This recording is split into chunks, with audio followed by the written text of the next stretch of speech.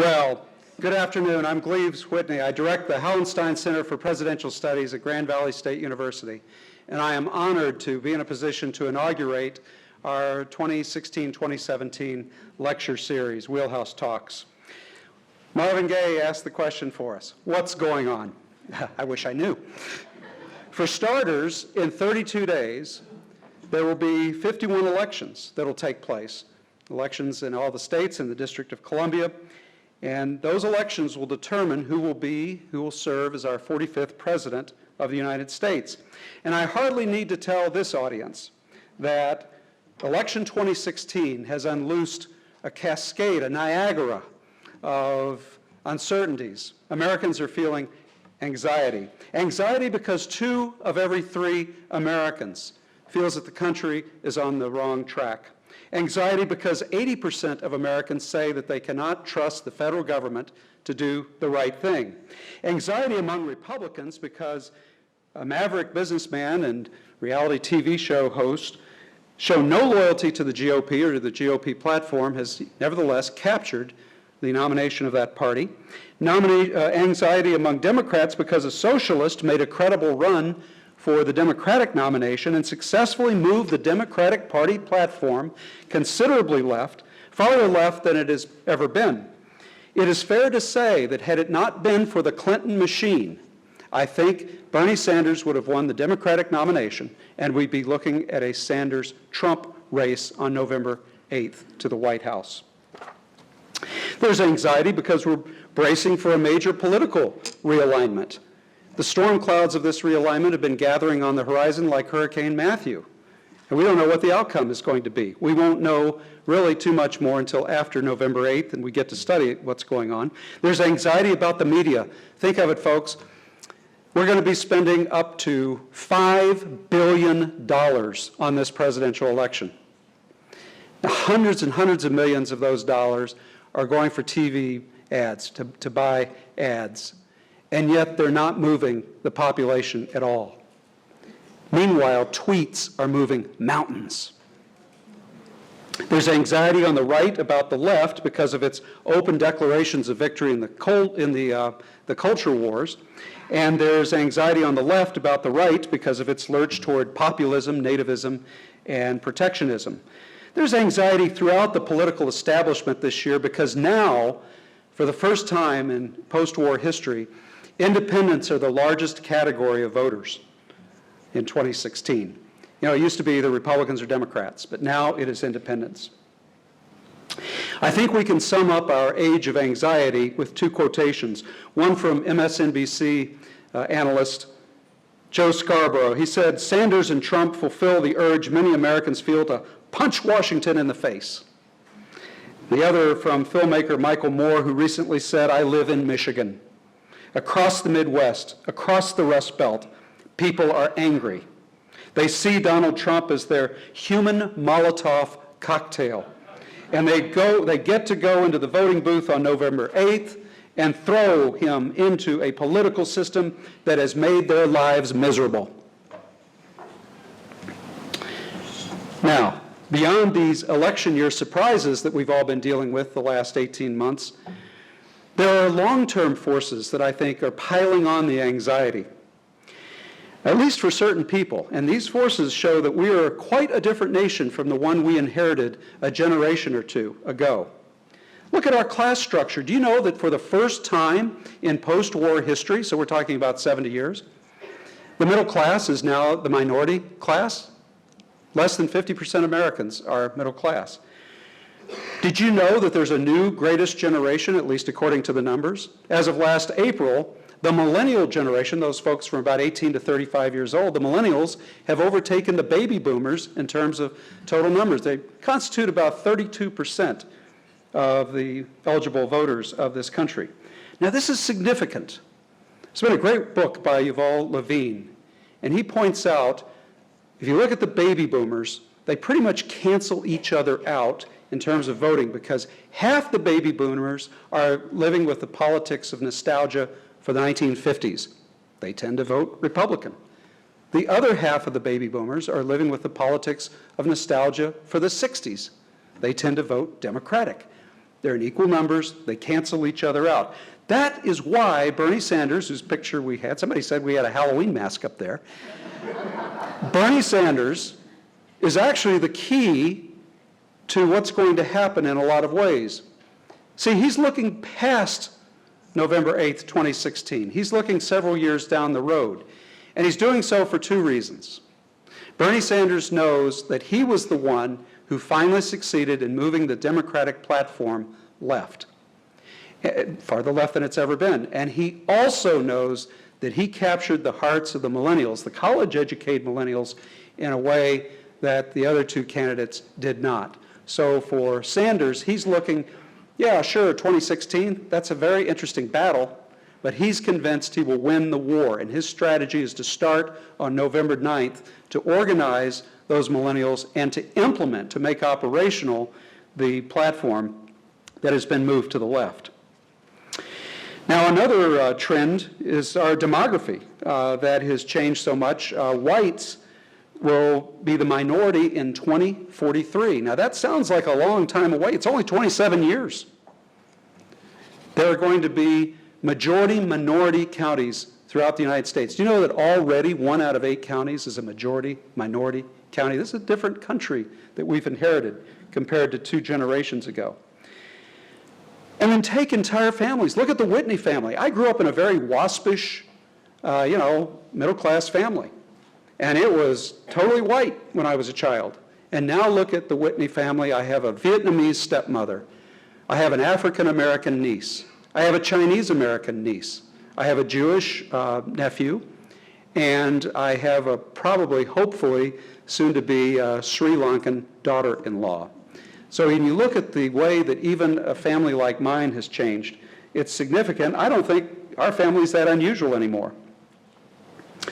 Then look at religion. This, when I was doing the Pew Research polling, I found this fascinating. The last decade has seen the most dramatic decline in U.S. history of Americans who absolutely believe that God exists. Now, there's been a similar decline in the number of people who consider themselves Christians.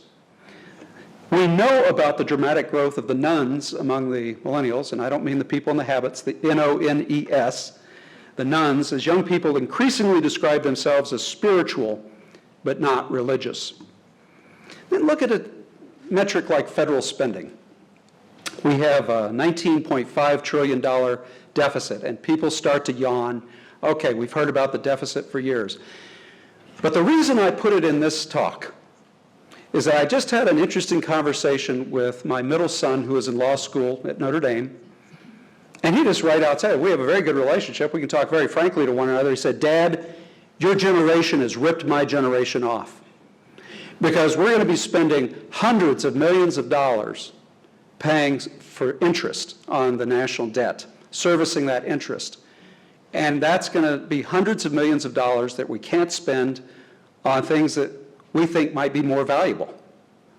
You know, things like defense or things like social services. Those won't even be the options as the interest rates, the payment on the interest grows.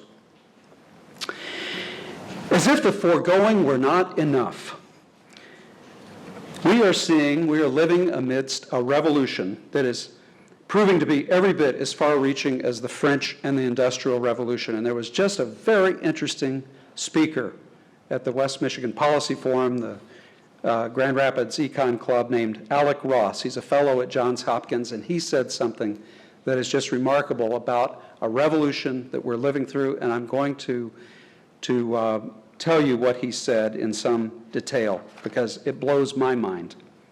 We're going to call this, for good convenience, the digital revolution. Now, there's a stunning fact. Every 2 days, as much data has been produced as all the information humans produced between cave paintings and 2003. Every 2 days.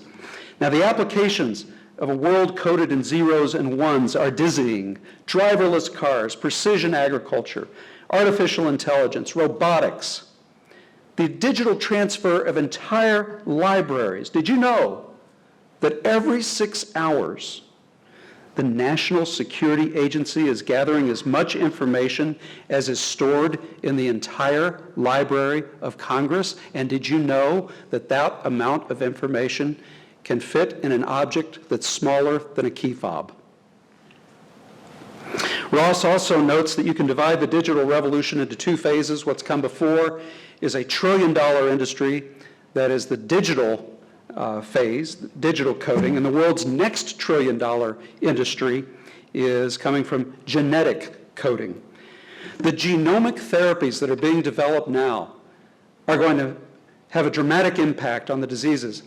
The experts say that it's going to extend life by 3 to 5 years. Now, the digital revolution is breathtaking to those who have the ability to access it and manipulate it, and it is heartbreaking to those who do not. While many industries and communities are making the digital pivot, not all will. Those that successfully pivot will, of course, prosper, and those that don't will be in slums of despair. The people in these slums of despair will be susceptible to radicalization on both the left and the far right.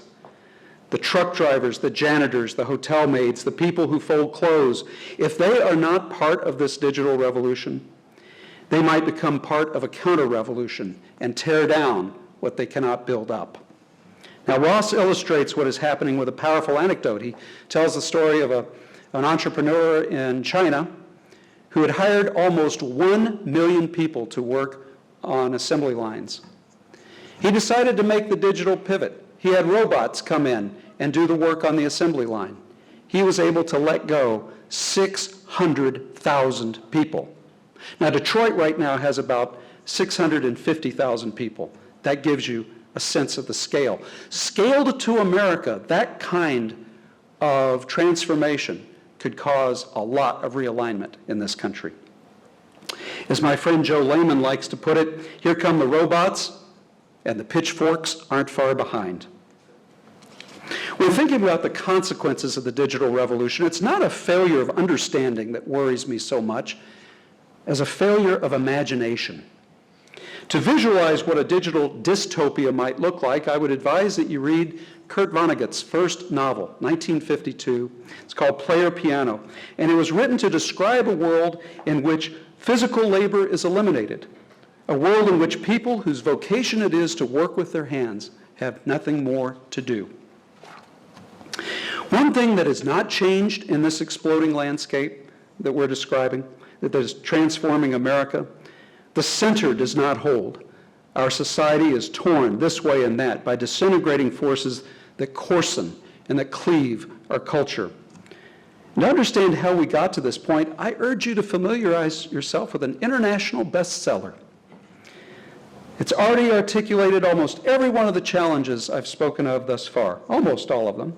Its author warns us not to neglect the rising national debt, or the growing inequality, or the inexorable generational change, or the eroding power of the middle class, and the intractable racism that continues to plague society.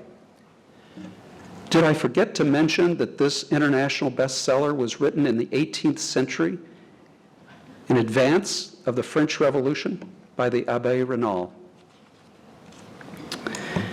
Now, when my wife, Mary Eileen, heard the first draft of these remarks, she worried that the vibe would be too down, too negative. And she said everyone should be given Prozac as they walk through the doors of the auditorium. But don't despair. I have a hopeful message, and shortly I'm going to give you 71 reasons to hope. Now, as soon as I start talking about hopefulness, I hear the cynics chime in. They accuse me of being Pollyannish. They'll point out to me, they say, in America, there are two parties. One is the evil party, and the other is the stupid party. And occasionally they get together and they pass legislation that is both evil and stupid. And they call it bipartisanship. Okay, let's counter the cynicism. Let's counter the despair by looking at some of the good things right under our noses. First, this university, our university. This is a university that its very core is the liberal arts. I'm looking at two presidents, President Emeritus Lubbers and President Tom Haas. Their leadership over the last decades has made certain that this university has not lost its mission to the liberal arts, to educate students in those central arts of living well. The liberally educated understand that survival belongs not to the strongest, but to the most adaptable, and the most liberally educated are the most adaptable in our society. A liberal education imparts 3 skills to our students. First of all, a whole lot of skills that you just want people to have, the ability to closely read, to analyze rigorously, to think critically, ethical understanding, fluency in a foreign language, skills that are critical to the pursuit of common ground. I have an entire file of articles, of clippings, of CEOs, very successful CEOs who had a liberal arts background, and they seek to hire people who fall in that tradition as well. People who would, for example, I see Dean Anzac out there, who would come from a school like Class within a college structure. Second, a liberal education is a liberating education, and that is also important to pursuing common ground. As the famous president of the University of Chicago, Robert M. Hutchins, once said, I'm quoting, "A liberal education frees a person from the prison house of his class, his race, his time, his place, his background, his family, and even his nation." End quotation. Moreover, a liberal education makes our lives richer, enormously richer. Sooner or later, every thoughtful person has to grapple with meaning and mortality, principle and purpose.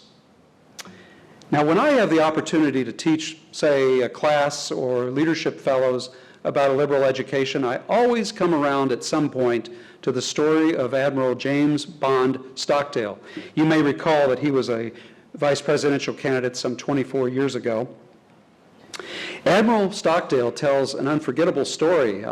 He was a naval pilot, and he was on an aircraft carrier at the beginning of the American involvement in the Vietnam War, and he flies in one of the first sorties over North Vietnam, and he's shot down. And as he ejects from his exploding airplane, and he looks at the ground as he's coming down, he's floating down with that parachute, and he sees a bunch of the North Vietnamese aiming guns at him. He doesn't know whether he's going to come out of this dead or alive, but he says this to himself. He says, my mind, the mind does strange things. He said, my mind at that point went back to Stanford University when I was in graduate school. My mind went to a philosophy professor. My mind went to a philosophy class in which we were studying Epictetus. Epictetus was one of the founders of the Stoic philosophy.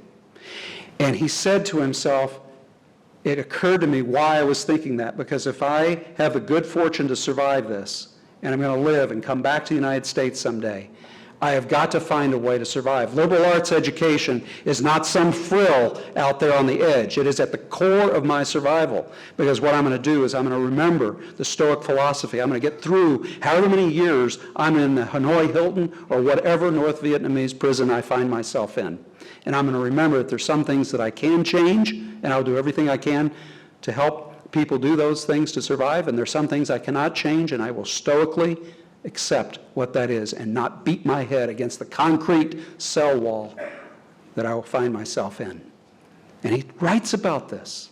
Stockdale tells us the importance of the liberal arts to his very survival as a human being for 6 years. He's one of our men in uniform who was kept longest in captivity in that war. The third thing a liberal arts education does is it extends our awareness of the whole range of the human condition. People we would never have the opportunity to encounter in this life. Novels, for example, draw us into the lives of characters that we would not meet, but it helps us understand their perspective, their worldview. And then if you take my field, history. History is a time machine. It's a wonderful thing to steep yourself in a good biography or a good history that takes you in time travel to a foreign country. Yes, the past is a foreign country. Even our own United States is a foreign country when you're in that time machine and visit the past.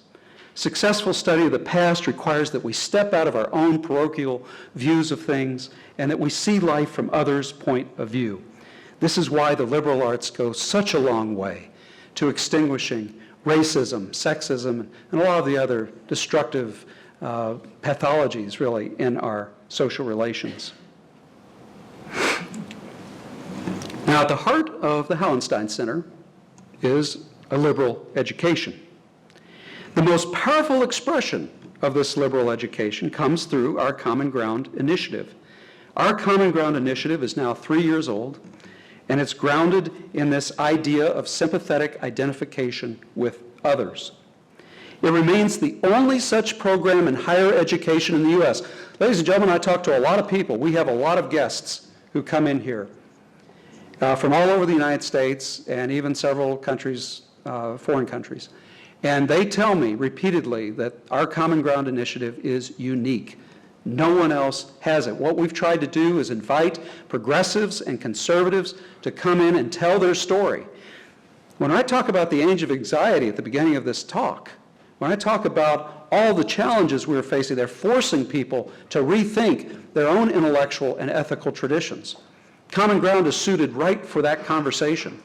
Common Ground invites people to get on this stage, the progressive and the conservative, who are in the middle of the process of rethinking their tradition and having to readjust it and redesign their syllabi. And it invites them to be in conversation with each other. I challenge our speakers always to search. When you're in the process of reformulating what your tradition is, look for a way, philosophically, historically, culturally, politically, look for a way to sympathetically identify with somebody from a different political tradition. You might just be surprised. And a lot of people have found this. We have a whole video library on our YouTube channel at the Hauenstein Center. It has dozens of lectures that show this to be so. If you look, for example, if you go down through some of the disciplines where Common Ground can be so instructive and help us, I think of literature, again, for all the reasons we've just talked about. I mean, one of the beautiful things about literature is that it shows us the common ground that we have to struggle to find even just within ourselves. As you watch a character, try to reconcile and harmonize the tensions in the world. Walt Whitman put it so beautifully. He said, "Do I contradict myself? This is in Song of Myself." He says, "Very well then, I contradict myself. I am large. I contain multitudes."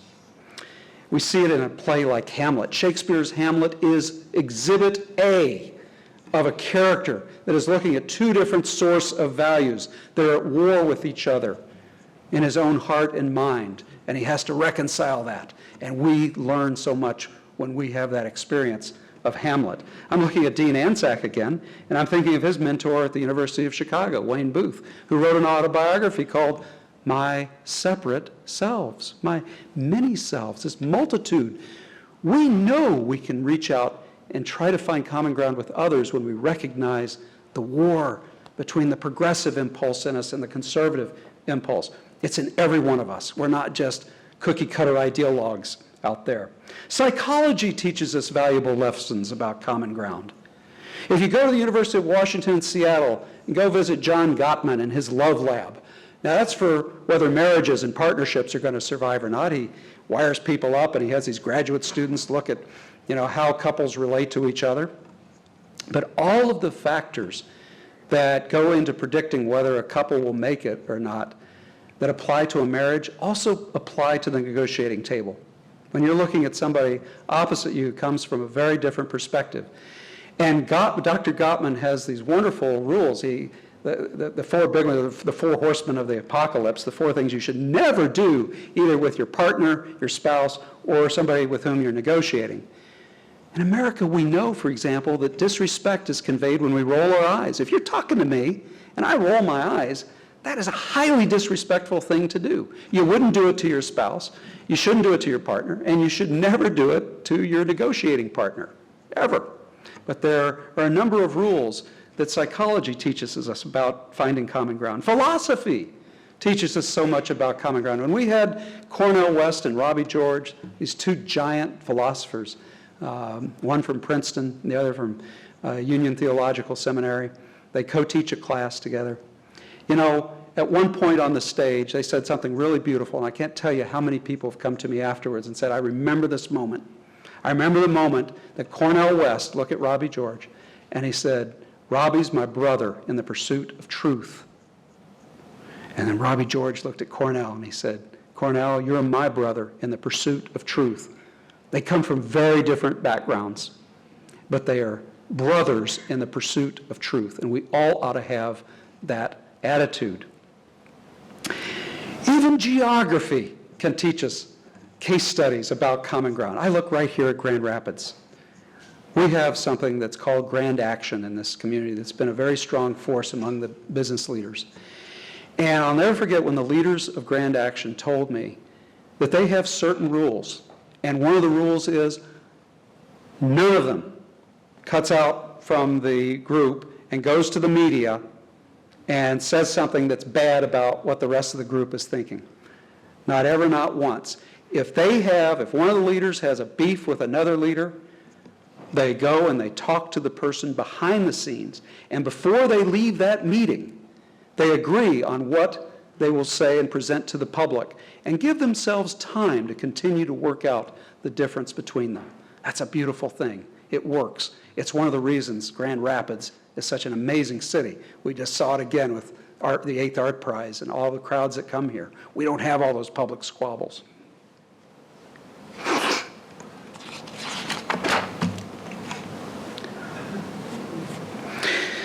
So at a liberal arts school like Grand Valley, and with the encouragement of the Hauenstein Center, wherever we do reach students, students can tap into a lot of different approaches to common ground. And I want to tell you just a minute what my personal approach is that I share with students. The West is a binary civilization. That is to say, we have two sources of value production in our civilization. I'm simplifying somewhat for pedagogical purposes, but bear with that. Most cultures, there have been 6,000 cultures, according to anthropologists and linguists who've studied these things. There have been 6,000 cultures in human history, anthropology, and most of those cultures are traditional cultures with a unitary source of value production. The West is different. We're binary. There are two of them. And we have a secular Enlightenment tradition of value production, and we have a Judeo-Christian center of value production that determines our values, our attitudes, and our beliefs. Now that in itself would seem to spell disaster. So how has the West, kept it together these last centuries? In part because I use the metaphor and President Haas could help with this because it's so much more in his field as a chemist, but it's a force field. It's a force field that keeps these two in tension with each other, in a productive, cooperative relationship with each other. Is there tension between the secular Enlightenment and the Judeo-Christian heritage? Yes, absolutely. But we are a civilization that has managed to straddle that, to keep these two sources in close enough tension that they can always communicate with each other, but also to preserve the space between them so that they can make their own contributions to humankind in the way that they want to do so. It's really a very important part of our Common Ground initiative, because at the Hauenstein Center, we throw ourselves into that force field that envelops all three of these entities, the Enlightenment, the Judeo-Christian side, and the force field between that keeps them in relationship to each other. A lot of educations will ask you, we'll focus just on the Enlightenment. They were the winners. Or, no, we're scared of modernity, just focus on the Judeo-Christian. That's who should be the winners. But we try to encourage people, our students, and the others that we come in contact with, to look at the entire picture and retrain their sights on the force field that keeps those two entities in close contact with each other. What impresses me in my study of history is the staggering number of areas in natural law, the sciences, the arts, and the humanities, where there's been overlap between these two sources. Examples would be in abolition and civil rights. Both Enlightenment values and Judeo-Christian values reinforced each other to bring about greater social justice for marginalized people. Let me give you an example. Now, there's been a powerful tradition of student activism in our nation, And it goes back much farther than the 1960s. America's first great student protests, in fact, occurred in 1834, 130 years before the 60s. And it arose in opposition to slavery. And that student rebellion turned out to be a dress rehearsal for the Freedom Summer of 1964. There's a long tradition of this on campuses. Okay, we're going to be wrapping up here pretty soon, so let me take a moment to recap. Thus far in these remarks, we have looked at the anxiety surrounding election 2016. We have looked at how liberal education helps bridge the gap between people who think differently by inculcating a sympathetic identification with others. We just looked at the binary nature of our civilization, our country, with its two different sources of values inherited from long ago. And the fact that they are different means a lot of civic energy is produced. Policy tensions come out of this relationship. So, moving forward, what is to be done? Well, Voltaire had a good answer to that question. When you live in challenging times, at a very minimum, Voltaire says, what you need to do is tend your garden.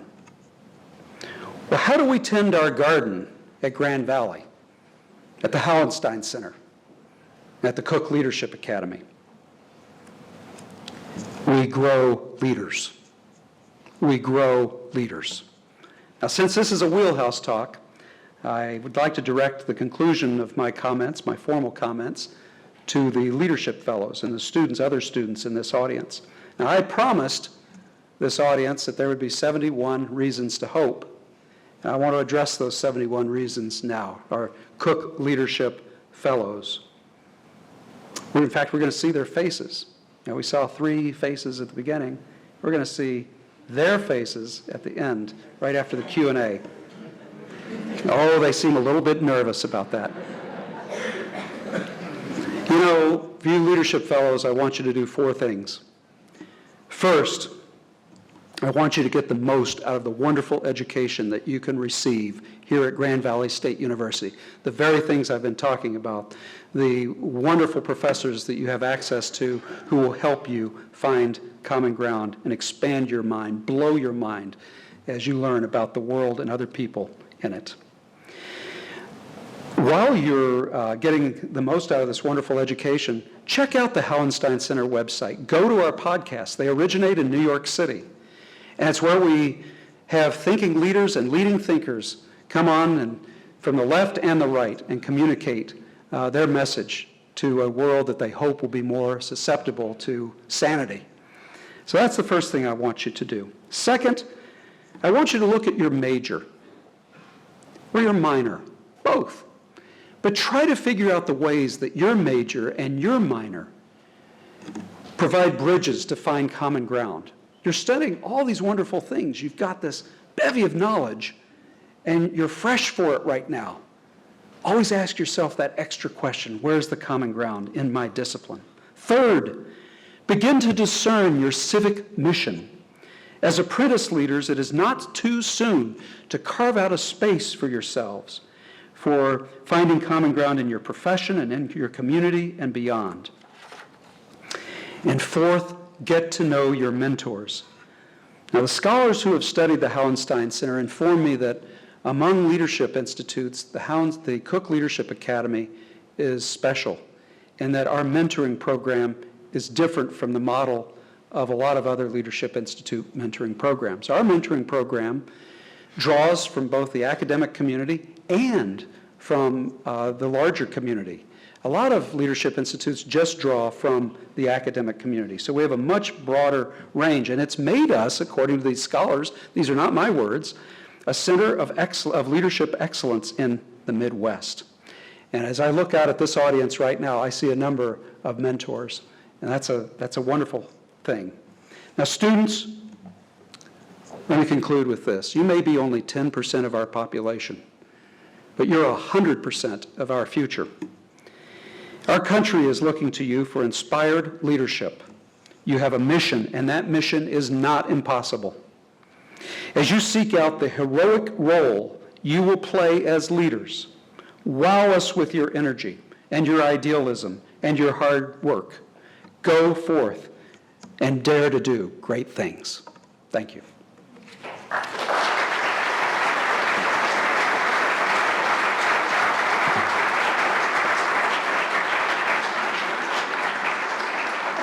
Okay, well, we've got about 20 minutes or so for some Q&A, and I'd love to take your questions, so have at it. Oh, such a modest, such a shy audience. Travis, so we need to strike up what's going on again, so we really kind of juice them up. President Haas. I'll start off. Thank you, sir. The executive, the legislative, and the Supreme Court. Where are we going? And is that a place for common ground? President Haas asks, if you look at the three branches of government, the executive, legislative, and judicial branch, where are we going? I wish I knew. And I don't mean to be smart alecky about it, but the executive branch right now is in a period of transition. We have had what's called an imperial presidency. Arthur M. Schlesinger noted that our presidency, once our country made the decision to be a worldwide power, starting in the late 1890s, a foreign policy apparatus had to be on alert all the time, and the president became increasingly involved in the decision-making that had to happen without, these long consultations with checks and balances with the other two branches of government. And so we became what's been described, as I say, a foreign policy imperial presidency. Now, there have been forces that have characterized that presidency. For example, increasingly we see the use, and I will adhere to being nonpartisan in my remarks as I field your question. But the last two presidents, so that helps, we have a Republican and a Democrat to speak of. The last two presidents used a lot of executive orders to bypass the Congress. And the fear has been with one of the candidates, possibly two, that it's not just executive orders, but the power of social media that can now essentially threaten to primary people on Capitol Hill. So if, say, there's a bill being considered and the president is meeting resistance, there might be social media used to say, if you don't vote for my bill, I will make sure you're primaried and out of there, and cause a reaction in the Congress that is not considered because it'll be very fearful. This is going to be a very powerful trend. We're seeing it right now in the fact that these millions and hundreds of millions of dollars, a huge amount, as it's being said these days, the ad buys are not changing public opinion, but the tweets are. And it's very easy to tweet Congress people. So we're going to have to be vigilant as citizens. Ladies and gentlemen, it comes back to us to be vigilant and see if there's a breakdown between the parties as a result of this. A breakdown between Republicans and Democrats being able to communicate with each other, and a breakdown between the branches of the government that were set up by very wise groups of founders back in the 1780s when they were at the Constitutional Convention in Philadelphia. I've had analysts say to me privately, they don't want to say this on TV, but they believe that we're in for a real rough time in the next decade or two, that there could be, because of social media and the power of social media to move masses of people and to create virtual equivalents of mobs, as you saw in the French Revolution, to get people to essentially urge elected officials to bypass the checks and balances in our system. I think as people come alive to that kind of chaos, we will have a chance to seek common ground. People don't want that kind of disorder, not for any length of time. It may be fun once or twice to see the power of social media, but when you actually look at what's going to happen in those conditions, you'll want to reestablish order, and this is where common ground will be important. Yes, sir. My question goes to the root of that, and that's in terms of the Supreme Court. And the Supreme Court Of course, we're in a 4-4 deadlock right now. Americans have been very respectful, for the most part, of the Supreme Court since Andrew Jackson, dared the Supreme Court to go and enforce one of the laws that he wanted to ignore. But Americans, I think, we are a law-abiding people who respect the rule of law and ordered liberty, and I think the Supreme Court will continue to have a huge impact. We just had a speaker a couple of weeks ago come in from Yale University, Akhil Amar, and he had such a delightful way of approaching these questions, especially the common ground question, because he said to the audience, it's a full house like this, he said, I'm going to at once thrill half of you and anger half of you, and then I'm going to thrill the other half and anger the first half. And the reason is that he took the position through his judicial analysis of looking at 4 key decisions in what he called the culture war of the last 10 years, on gun control and such. And he he counseled the Supreme Court members whom he knows to go to the right of Scalia and Thomas on 2 of the issues, and go to the left on 2 of the issues that were more liberal, to the left of Ruth Bader Ginsburg and Justice Sotomayor. So we are in a time right now of tremendous opportunity. We just need really smart people. We need this institution to do its job to keep that idea of common ground on the front burner. Yes, Colonel Kaiser. What you presented is kind of an eschatological vision. And in the Christian tradition, the eschatological vision always gets stuck because we always look at last things. And I think modern theology is trying to move the eschaton into present reality. How can we take your eschatological vision and pull it so that we can begin acting to reach that point? Boy, this is where I wish I had had some more theology classes. When we start talking about the eschaton, and I remember Eric Vogelin used to say, do not immanentize the eschaton. Anybody care to interpret that? Herm, I wish I were more equipped to answer such an interesting question. You're asked about the end things. I look at it as a simple historian. I see key presidents at crucial times in our country's existence. So, for example, George Washington got this country started. He was the right man at the right time, who was called the indispensable man to make prudent decisions, to keep the tension, those 2 poles that we've been talking about, Hamilton and Jefferson, in his case, in his very cabinet, working together. Because, as he said in that famous Newburgh address, Newburgh, New York, right up the Hudson, just a little bit from West Point, Washington turned back a rebellion that would have had him essentially take over the Confederation Congress. He said, I'm not going to do that. And his eschaton, his final dream, was that we would be a successful republic. In fact, I just gave a paper. I see Nancy Lubbers. I just gave a paper to her group over there at Grand Forum, in which I talked about how the Midwest was the hope of the founders. George Washington actually used biblical language to describe this part of the country. He said, and I'm sure that Emma Lazarus took this for the Statue of Liberty, give me your tired, your poor, your huddled masses yearning to be free. George Washington wrote those words originally in circulars to the states in the 1780s. Washington said, we have to create a place where a republic will thrive, where the pursuit of happiness has meaning, and that we are a moral, ethical people so that we can stand to live with each other, so that there's not anarchy and chaos. That's a pretty good vision. I can't improve on it. And then if you go to 1860 with our next indispensable president, Abraham Lincoln, if George Washington got us launched, we had to have the right president at the right time, keep the country together. It was splitting apart, as you know, between the North and the South, and a lot of people don't realize this, but also between the North and South and the West. Bleeding Kansas, it was a dress rehearsal for the Civil War.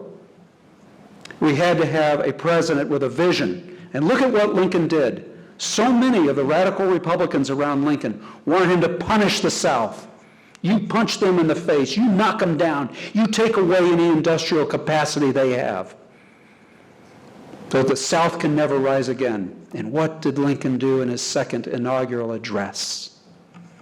Let us come together. We've lost our brothers and sisters in a terrible war.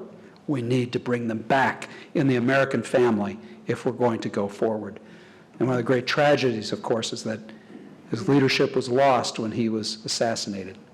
And we had a very rough Reconstruction period as a result of that. I wish Scott Stapler were in the room because he could speak to that topic. And then we had Franklin Roosevelt as a third time in our history. This is the first time in American history when we truly faced an existential challenge. Ladies and gentlemen, we had to fight a two-front war, a total war with people who were out totally to subdue us. Not necessarily to actually invade our country, but to put us in their economic and political sphere. And Roosevelt was a genius of a president. He steered the United States through World War II in such a way that the United States was the only country to come through World War II stronger at the end of the war than it was when it began the war. Think about that. And you know what? We forget this because all of our wars nowadays are long. When I was a child with the Vietnam War, or you look at Afghanistan, or you look at Iraq. Roosevelt guided this nation to win that war in 3 years and 9 months, a two-front existential war. That's the eschaton I'm interested in. Do we have people who can work with both sides of the aisle and have a clear vision of what this country is about to survive those kinds of challenges, interior division, and then existential threat? So as a simple historian, my answer may come up short in theology, but I hope it satisfies. You did okay with eschatology. Thank you very much. Another question. Yes, please. Will the two-party system survive then? Yes, it will survive so long as we have an electoral college. That's because our electoral college is a winner-take-all system, except for 2 states. We have Maine and Nebraska. You have electors who are apportioned depending on the percentage of population, but we have a winner-take-all system. So, all, say, one candidate A has to do is get 1 vote more than candidate B in Michigan, and all those votes go to candidate A. The reason for this, the reason the Electoral College remains very interesting and why I'd be chary of getting rid of it, is that it forces our presidential candidates to go out into the hinterlands. If you go to a total populist system, then I guarantee you, as we say in Texas, that those presidential candidates will only go to the largest cities. They'll go to New York, Los Angeles, Chicago, Houston, Dallas, San Antonio, San Jose, San Francisco, Washington, D.C., the largest urban areas, Boston. They'll go to those areas and they'll skip the rest of us because the rest of us don't have the votes. So the two-party system is a system that's here to stay so long as we have the Electoral College and so long as there's pressure out in Iowa and New Hampshire and in the Outback and the smaller states that say we kind of like the way we elect presidents. Now, having said that, after 2016, all bets are off. Who knows what's going to happen? I say, look, I'm a sitting duck at the Hauenstein Center for Presidential Studies. Get a lot of calls all the time wanting commentary on the current situation. The first thing that I always say is throw out your rule book. We don't know anymore. I have a great deal of humility about trying to predict anything. Maybe we won't have an electoral college in 2020. That is a good question. Another question. Yes, Dr. Dykhouse from Black River School. The Federalist Papers warn us of factions. George Washington in his farewell address warns us not to be behooved to political parties, but today have the political parties in fact grown to such a scale that they are unattainable and no longer serve the vision of our founders? That's a great question, Dr. Dykhouse.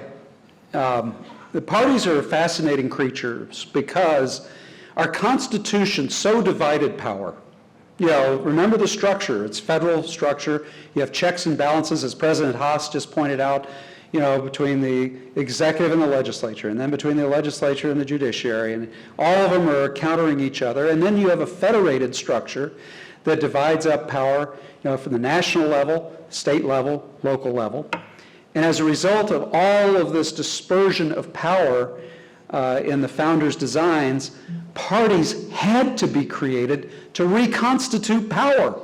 Otherwise, nothing would ever get done. You just have these factions, and Madison's great invention is to see that we could be a large republic. Nobody had tried to be a republic as large as us and been successful. But he thought that if the country had all of these factions, that they would kind of keep everybody in check. But the party system that they did not anticipate did become a behemoth in its own right over the years, especially with mass communication. We're at a point now, we've had several party systems. We had a major party system. Now, this is debatable. I know some of my political scientist brothers and sisters are going to disagree with me on this, but I think we had a party system already in a germ state with that cabinet of George Washington, when you had Hamilton rally his Federalists behind him and Jefferson rally his Democratical Republicans, as he called them. They ended up being the Democratic Party, but that's what they called them in those days in the 1790s. And then we saw a revolution in this country in 1800, where Jefferson's faction won. And by the War of 1812, the Federalists were basically no more, because the Federalists had bet on the British, and we went to the war with the British. So who wanted to be a Federalist? But then things, as democracy grew, the age of Jackson achieved another realignment. And then the Whigs came along. And so we've always seemed to settle into two major parties. And then when the Whigs split over what to do with slavery, you had the Northern Whigs who wanted to abolish slavery. You had the Southern Whigs say, whoa, we're going to remain great at business, we Whigs, and part of business is keeping the peculiar institution. No. That party disintegrated, and the Republicans took the place of the Whigs and were, of course, free soil, free labor, it was a party of freedom in 1860.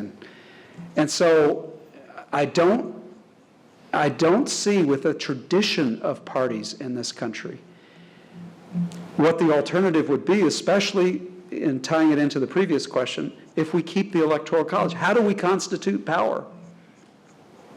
I think you and I have a beer in our future to talk about that at greater length. He is our favorite high school teacher who brings in students to Hauenstein Center programs. Those are all future Grand Valley students, I think. Yes, President Lubbers. Will you comment on the presidential nominating system? And is it evolving into something where we can perhaps expect better candidates than we have this time around? Or are we on a bad track? Were the smoke-filled rooms better?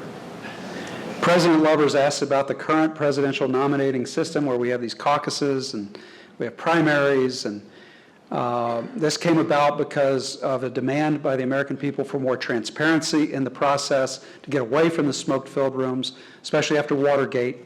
And you really see this process accelerate in the 70s and 80s, and that's when the Iowa caucuses, the New Hampshire primary, really takes off, and it's become institutionalized.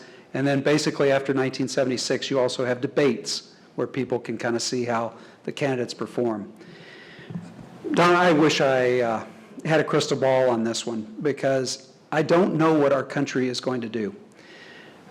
Millions and millions of people feel dissociated, divorced from the process. And they might be able to show up at a primary or a caucus, but they still do not believe their voice counts. And we can see it in our very own state. If you go over to the southeastern side of the state, along the I-75 corridor, go up from Detroit, Pontiac, Flint, Saginaw, communities that are really struggling. I don't think they believe our nominating process speaks to them anyway.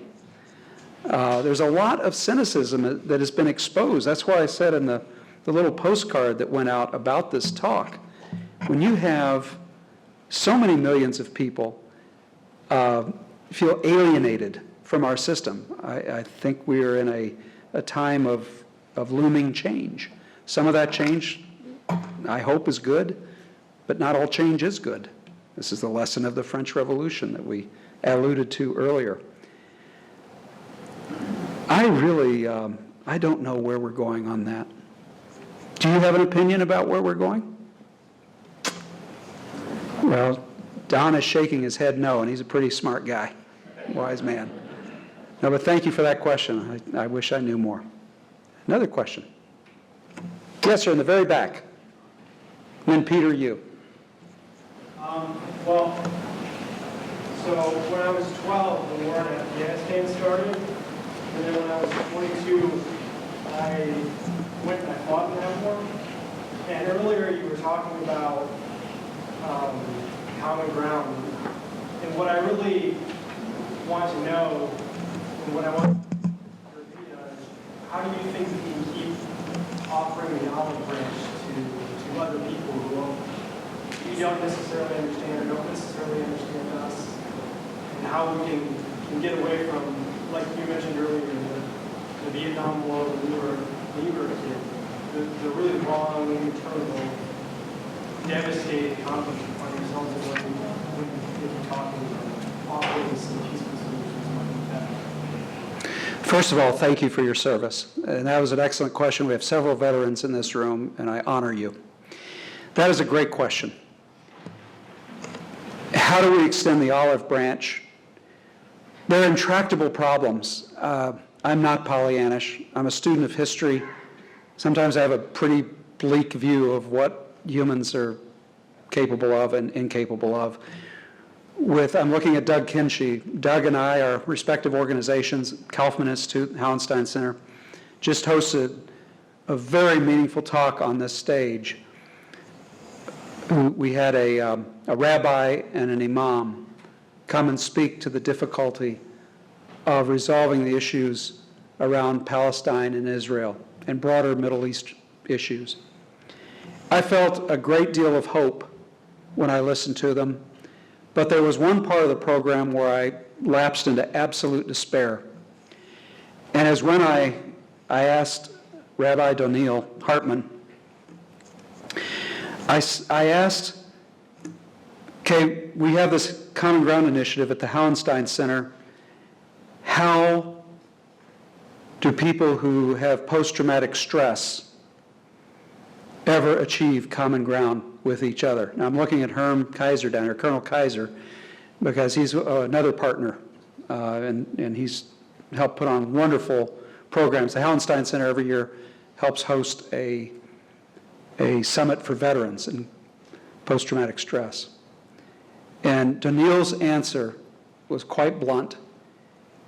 He said, when you're in that kind of fear, when your brain is that damaged, and he said virtually everybody, Doug, correct me if I'm wrong, but he said virtually everybody in large swaths of territory on the West Bank and in Israel, virtually everybody has post-traumatic stress. I'm not smart enough to know how we bridge that gulf when people are so afraid of the other. But I know we have to keep trying. Somehow we have to, we talk about safe zones on college campuses. We've got to create safe zones geographically for whole populations to recover. And I know Doug Kinsey here in about the fifth row there could also speak to this in a very meaningful way because of his work at the Kaufman Institute and ecumenical understanding in this community. Great question. Peter Turner, you get to ask the last question. I'm trying to stand here and speak loud enough for people to hear me. I heard an issue raised this afternoon, recently this afternoon, left me really wondering. You referenced the Supreme Court a few minutes ago, talking about that, and everybody will remember that really the Supreme Court really decided the outcome of a presidential election recently. 2000, yes. Bush v. Gore. And the issue that was being raised this afternoon was, what happens, God forbid, if in this election, we come down to a virtual tie, and we have to turn to the Supreme Court to say, to make a decision? Okay. I think I do have an answer for that. Peter, that's a great question. Peter Turner asks, what do we do if it's an electoral tie? Well, of course, it goes to the House of Representatives, what it should do. And because of the experience of 2000, Bush v. Gore, and the thought that the Democrats felt ripped off after that election, and that the election did not take its proper constitutional channels, I don't think that the Supreme Court would be put in that position again. I think it would go to the House. The House is run by Republicans, and a majority of the Republicans would either give the election at that point, they'd vote for Donald Trump, or they would try to force Paul Ryan to get in on it, or through some deadlock or something like that. But it'd be somebody probably who is friendly to the Republican Party. And they'd probably try to cut some deal, say, if we do this, if we send you to the White House, we expect your work on this, this, and this. So I don't think it's going to go back to the Supreme Court, but it's a good question because it happened just 16 years ago. Well, so anything could happen. But you know what, ladies and gentlemen, let me just end by saying, at the Hauenstein Center, at our Cook Leadership Academy, despite any darkness you heard from me today and in the Q&A, what gives me hope are these 71 young people who are part of this program, who get common ground, who understand the importance of trying to achieve it, who are going to work hard and make our world better. This is how we do it at the Hauenstein Center. Thank you very much.